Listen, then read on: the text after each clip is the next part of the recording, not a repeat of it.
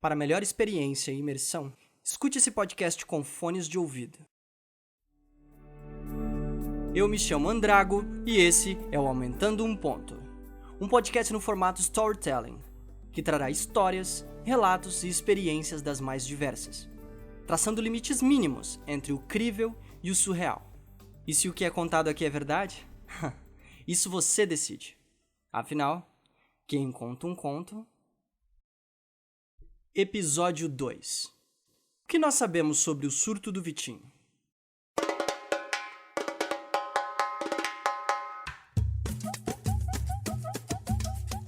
O final de semana no bairro do Limão é sempre muito esperado. Na maioria das vezes é isso. Um dia ensolarado, de tempo aberto e regado àquele samba de roda que ressoa em cada esquina, dando um tom de vida e alegria a todos aqueles arredores da periferia. Junto ao grito das crianças, correndo pra lá e pra cá, e deixando de lado todo e qualquer clima de estresse que foi acumulado na rotina de segunda a sexta e que já tinha se passado. Por lá, todo mundo se conhecia. Mesmo aqueles que não curtiam tanto viver essa vida regada a cerveja e música, sabiam a importância e a identidade que tudo aquilo dava pro bairro. Sempre tinham aqueles personagens que eram característicos da comunidade, né? O carrancudo, que era o cara mal-humorado, que reclamava da brincadeira e da alegria de todo mundo, mas que não vivia sem a galera. O palhaço, que vivia tirando com a cara de geral.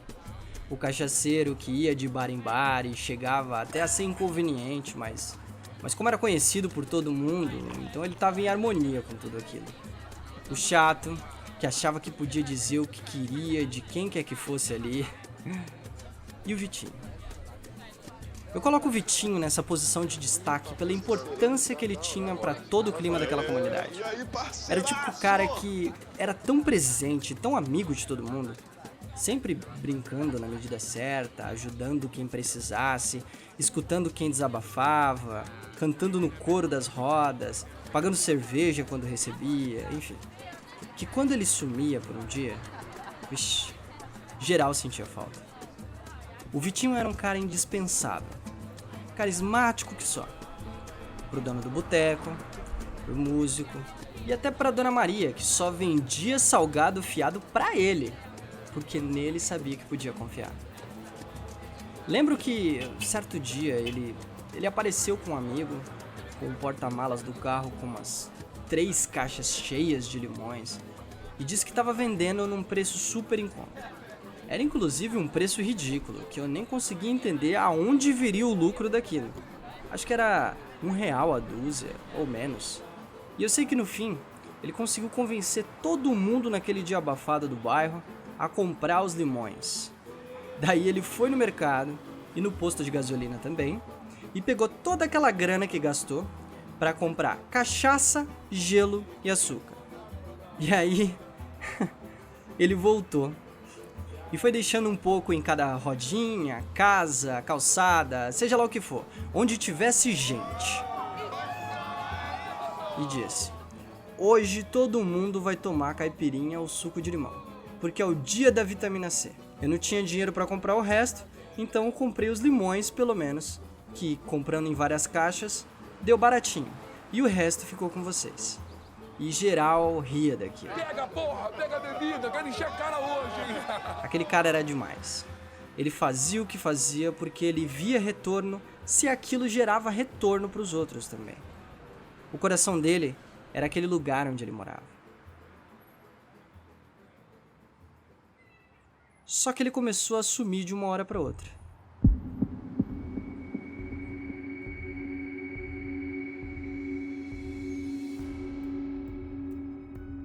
Durante muitos dias. O Vitinho tinha 23 anos na época e perambulava pelas ruas desde os 6 anos. A mãe dele era vendedora daquelas que batia de porta em porta para oferecer os produtos dela. E o pai era porteiro de um condomínio próximo de onde morava. Então a família já era bastante conhecida, só que ele era filho único e, sei lá, era o que mais interagia com todo mundo ali. Por isso ele acabou sendo criado uma parte pela família, só que outra parte, maior parte, pela comunidade. Ele sempre foi ligeiro e ouvia os conselhos dos mais velhos, não se metendo em coisas erradas. Gostava de aprontar, claro, mas era coisa de criança, nada pesado. E assim ele foi ganhando o espaço dele no coração das pessoas. E com o decorrer dos anos ele foi crescendo, junto com o bairro que ele morava.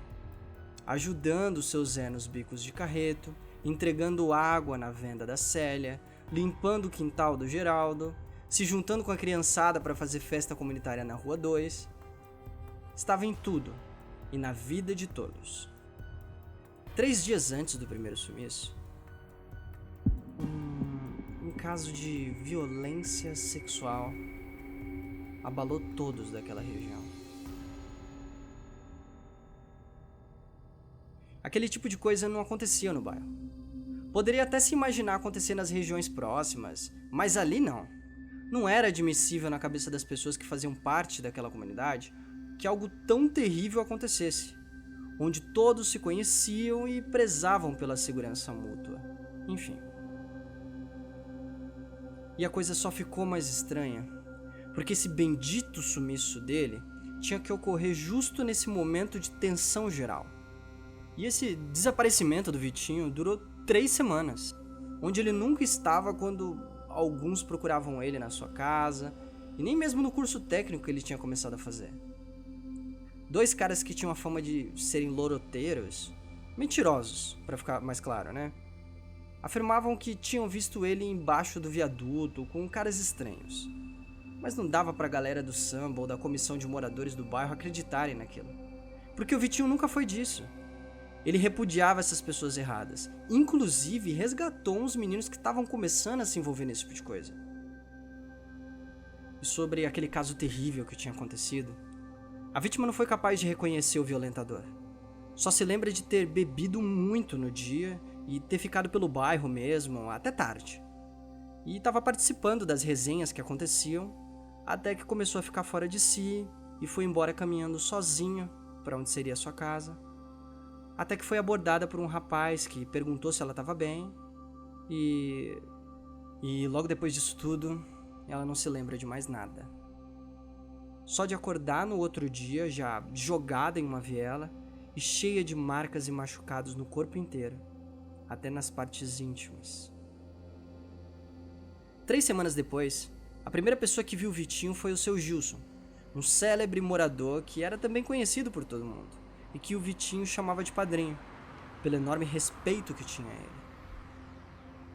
Quando eu vi o moleque, ele tava ali no ponto da Vila Jacinto, que era pra pegar ônibus pro centro, Aí eu perguntei o que tinha acontecido, que ele tava sumido, e a gente tava preocupado.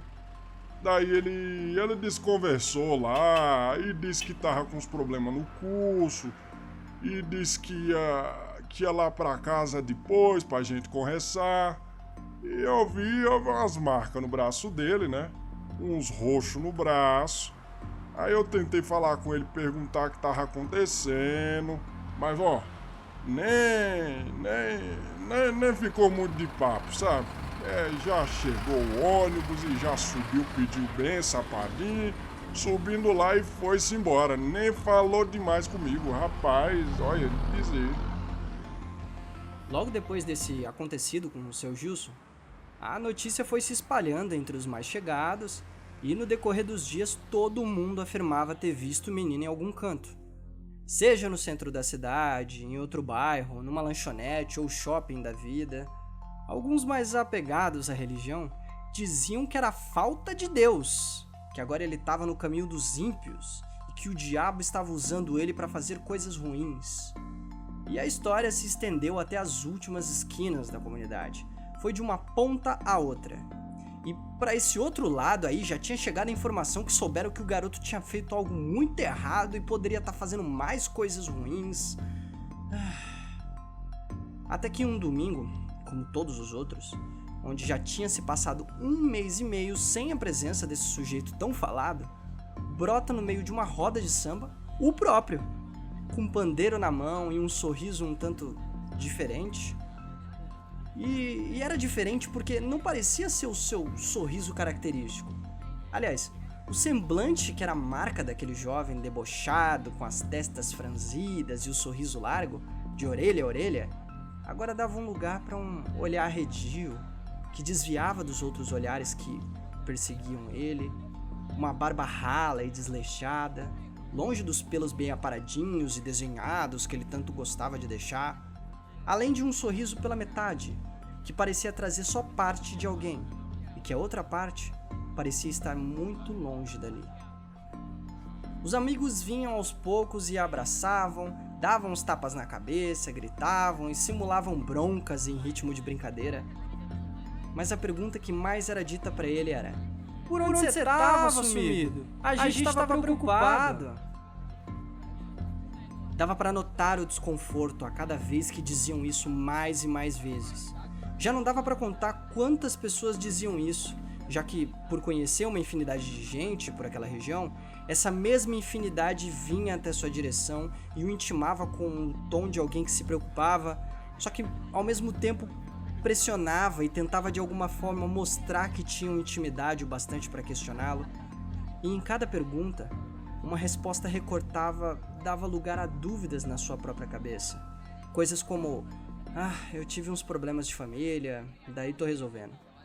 Ou: tô um pouco ocupado, mas já já tudo volta ao normal, relaxa. E até mesmo apelava pro sarcasmo às vezes, quando dizia: é que ando cada vez mais popular e ando sendo requisitado em outros bairros agora, sabe? E ria como se aquilo soasse da maneira mais normal possível. Mas na cabeça de uns, o fato de ser requisitado em outros bairros dava cara de que os caminhos que ele andava não eram mais os mesmos.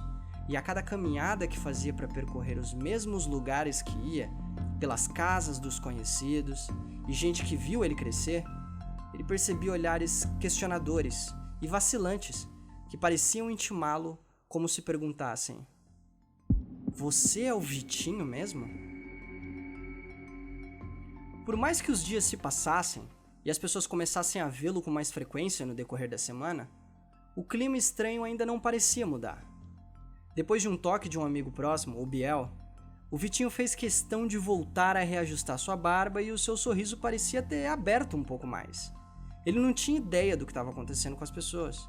Soube por cima do caso de violência sexual que acabou acontecendo no bairro, mas não buscou se inteirar tanto, disse que era algo pesado demais e que preferiria que esse papo ficasse com as autoridades e não que as pessoas ficassem criando teorias nos grupinhos de conversa. Afinal, seriam só os policiais capazes de encontrar esse responsável.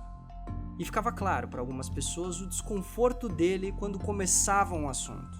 Assunto esse que não deixava de aparecer quando alguém fazia uma pequena menção, como: e aquela coisa chata lá, hein? Será que a menina tá legal? O olhar de desaprovação do Vitinho logo vinha em seguida. Aí, velho, vou mandar real pra você. Eu tô chateadão com essas ideias aí do pessoal ficar me olhando estranho, dizendo que só porque eu sumi na época dessa tragédia que aconteceu com essa moça aí vem de ideia pra mim que eu tô estranho e tal. Pô, brother, eu tenho meus motivos, entendeu? Tá foda lá em casa. Pô, irmão, eu até entendo você ficar desse jeito, pá.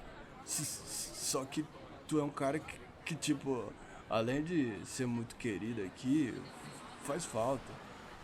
Daí você sumiu e... Mas não tem essa não, Biel. Pode até falar que se preocupava comigo e tudo isso aí, mas todo mundo tem sua vida pra cuidar, mano. E eu tô cuidando da minha porque também eu tenho meus problemas. E tem coisa que não dá pra compartilhar assim de uma hora pra outra com todo mundo, tá entendendo? Tô entendendo. Pô, tô entendendo. Mas fica de boa, já isso passa, entendeu? Também porque os caras vão pegar esse maluco aí. Ô, Gabriel, não tem essa, velho. Não é porque vai pegar o cara. Eu não tenho nada a ver com isso. Aí é justo o nego chegar e ficar de buchicho só porque eu sumi? Não tem sangue de barata que vê isso como certo. E todo dia vem um me perguntar o que eu tava fazendo naquele sábado, cara. Já tô de saco cheio disso já. O Gabriel é um cara importantíssimo na história do Vitor. E com certeza é um grande amigo. Sempre esteve presente em tudo na história do cara. Mas ainda assim, foi estranho pra ele lidar com um amigo que de uma hora pra outra deixa de ficar tão presente como sempre foi e retorna com um semblante diferente e sem querer falar muito a respeito, só justificando que foram problemas de família e que não queria entrar em detalhes porque era tudo muito complicado, que deixava ele de cabeça quente, enfim. Ele tentou o máximo possível de continuar ouvindo e levando como se nada acontecesse, mas no fundo, até o Biel não sabia muito o que pensar de toda a situação. Agora, o que mais complicou a situação foi o que veio a seguir. A polícia começou a recolher alguns depoimentos de algumas pessoas do bairro, e justamente quando se iniciou esse evento, o garoto sumiu mais uma vez. Antes que ele pudesse ser alvo de críticas instantâneas de toda a moradia, era sabido que no dia que ele partiu, houve uma discussão pesada entre ele e o seu pai, e essa discussão se estendeu até a porta de casa, o que chamou a atenção dos vizinhos e que permitiu presenciar o garoto levar um tapão forte na cara, que foi capaz de derrubá-lo ali mesmo. O garoto se desmanchou em lágrimas. Era chamado de vagabundo, preguiçoso, irresponsável. Seu pai repetia coisas que pareciam se referir ao fato dele não ajudar em casa, não ajudar com dinheiro suficiente, mas ele chegou no limite quando o pai o chamou de animal e abusador. Levantou em um único impulso e agarrou o homem que era mais corpulento que ele pela gola da camisa, cerrando os dentes e gritando. Repete, desgraçado, repete o que você disse. O que você vai fazer? E uma discussão acalorada que parecia que ia partir para as vias de fato. Mas o jovem hesitou. Soltou suas mãos dele, pegou uma mochila que estava jogada no chão, que tinha saído com ele, e partiu, sem dizer mais nada.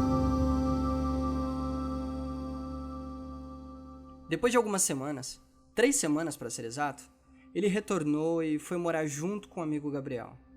Dessa vez ele permaneceu meio arredio, inseguro com toda aquela coisa. E obviamente que o clima não favorecia. A comunidade continuava resgatando ele como assunto, e alguns diziam com convicção que ele podia sim estar por trás de toda essa confusão que deixava o bairro tão apreensivo. Some no momento dos depoimentos e do nada reaparece na maior cara de pau, dizia um. Outros diziam que ele continuava cada vez mais distante da família, e isso só mostrava que estava mais e mais distante de Deus. Mas uma resposta veio em seguida. Quando foi confirmado a prisão de um suspeito que já estava envolvido em casos de violências sexuais anteriores, que tinha entrado em contradições nos seus depoimentos e que estava no bairro na noite do crime. O bairro agora poderia descansar em paz. Mas isso não foi o bastante para impedir alguém que, em um domingo de curtição, onde finalmente tinham convencido o Vitinho de assumir o pandeiro em uma roda, e já se percebia que ele voltava a se sentir à vontade naquele clima que fazia tanto parte dele, um sujeito chega e pergunta: "Ô Vitinho, só não sai pra caçar num sábado à noite de novo não, hein? Vai que..." E aí, a reação foi instantânea. Dá pra definir muito bem quando as coisas saíram do controle. E tudo se resumiu em um barulho súbito de cadeira arrastando, gritos e xingamentos, e logo depois de copos se quebrando. E em questão de poucos segundos o garoto tinha se jogado em cima daquele cara sem noção e parecia ter perdido totalmente a noção do que estava fazendo. Primeiro desferindo socos, pontapés, e aí depois que tentaram segurar, ele fez um esforço repentino, alcançou uma cadeira, fez algumas pessoas que tentavam segurar ele se afastar com medo de serem atingidas, e lá vai ele atingir o sujeito que ainda estava se levantando com cadeiradas e mais chutes, até que o camarada conseguiu se levantar, né, e se situar, e foi pra cima do Vitor na tentativa de se defender. E aí foi pior. Foi pior porque o Vitinho alcançou uma garrafa, bateu com ela na quina de uma mesa e partiu pra cima do cara sem pensar 2 vezes. Quando tentaram fazer algo e agarraram o corpo do menino, prendendo seus braços, né, e tirando a arma que ele já tinha em mãos, já tinha um corpo estirado, com sangue. Um sangue que se espalhava lentamente a cada segundo que se passava no chão azulejado daquele boteco. Esse foi o surto do Vitinho. que por mais que tenha tido uma razão para acontecer, o seu excesso resultou em consequências que iriam afetar a sua vida e a sua relação com o bairro para sempre. Porque ele nunca foi esse tipo de pessoa. Nunca tinha se envolvido em nenhuma confusão ou bate-boca. O cara era da paz. Mesmo que alguém tirasse sarro dele, ele transformava tudo em piada. E talvez fosse por isso que o sujeito tinha falado daquela forma. Mesmo que tenha sido infeliz, claro. Ele talvez não imaginasse que a mente equilibrada do garoto que outrora era conhecido por ser um amor de pessoa estava totalmente em frangalhos. Dos dois envolvidos na briga, um saiu na ambulância e o outro na viatura. Meu amigo, o senhor tá preso. E após uma série de questões e pormenores que não preciso detalhar aqui, o indivíduo que provocou a briga registrou queixa e Vitinho mais tarde foi julgado em liberdade e condenado pelo crime de lesão corporal gravíssima. Isso foi resultante da enorme cicatriz que foi gerada no rosto do agredido. E diante de diversas discussões e motivações por parte da promotoria, fez com que o juiz entendesse que aquilo ocorreu diante da deformidade permanente que foi causada no crime. E como foi dito, um dano estético irreparável. Toda aquela somatória de acontecimentos fez com que as pessoas que presenciaram a confusão ficassem em um estado de perplexidade e confusão. E durante uns 2 ou 3 finais de semana, o bairro permaneceu sem muito movimento, como se estivesse se curando de uma ferida recém-aberta, que necessitava respirar e se recuperar, criando uma sensação paradoxal, onde aquilo que por muitas vezes trouxe alegria, tinha sido também o responsável para proporcionar uma imensa tristeza. O rapaz, a vítima, se recuperou depois de 4 semanas e permaneceu com uma grande cicatriz no rosto, o que mais tarde lhe gerou alguns apelidos que até ele mesmo passou a aceitar, prometendo também para os pais do próprio Vitinho que não buscaria dar o troco de outra forma, depois que ele tivesse cumprido a pena dele, né? Por consequência, esses mesmos pais, que já foram ausentes por muitos períodos na vida do Vitinho, demonstraram mais uma vez isso ao raramente ajudarem ele no período em que ele cumpriu a sua pena, deixando claro o desgosto que estavam sentindo do filho. E o próprio condenado, que é o personagem central dessa história, teve que cumprir uma pena de 2 anos em regime aberto, confinado em sua residência, só saindo para trabalhar, e não podia nem mesmo sair nos dias de folga. Isso fez com que o seu contato com a maioria das pessoas deixasse de existir. Assim que cumpriu a sua pena, ele foi embora. De porteiro, conseguiu ganhar a confiança dos moradores e síndico de um condomínio longe dali e se tornou zelador, podendo residir no trabalho e se mudando para lá sem pensar 2 vezes. E jurou para si nunca mais procurar os pais. Tudo isso está sendo narrado para você de forma muito objetiva, porque você deve imaginar que as coisas acabaram assim. Mas engano seu se pensa desse jeito. Porque o mais interessante de quando você fala de histórias e de pessoas que fazem parte delas é que você esquece o quanto elas são fundamentais para tentar entender a razão dos nuances que nós somos capazes de viver. Inclusive o Vitinho, principalmente no dia em que ele se despediu do seu amigo Biel, agradecendo toda a ajuda e tudo que havia sido feito por ele, desde lá no início, onde as pessoas suspeitavam e espalhavam toda aquela especulação sobre ele. Antes de partir, Vitinho abraçou o seu amigo e fez algo que não costumava fazer sempre. Olhou nos olhos antes de dizer aquilo. Agora eu vou viver uma vida nova, brother.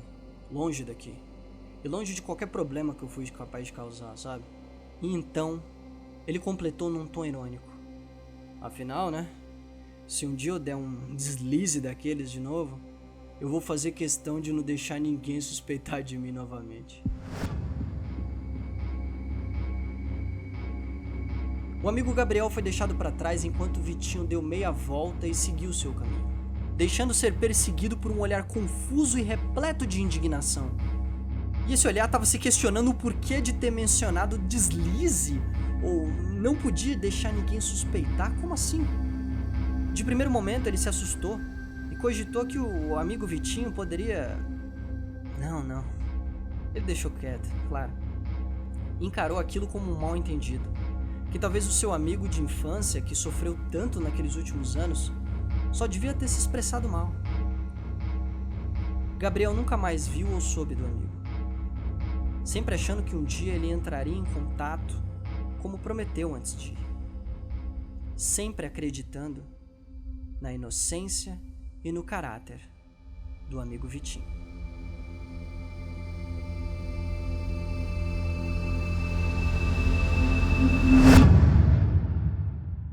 Produção e edição de som, Renato Henrique. História e narração, Andrago.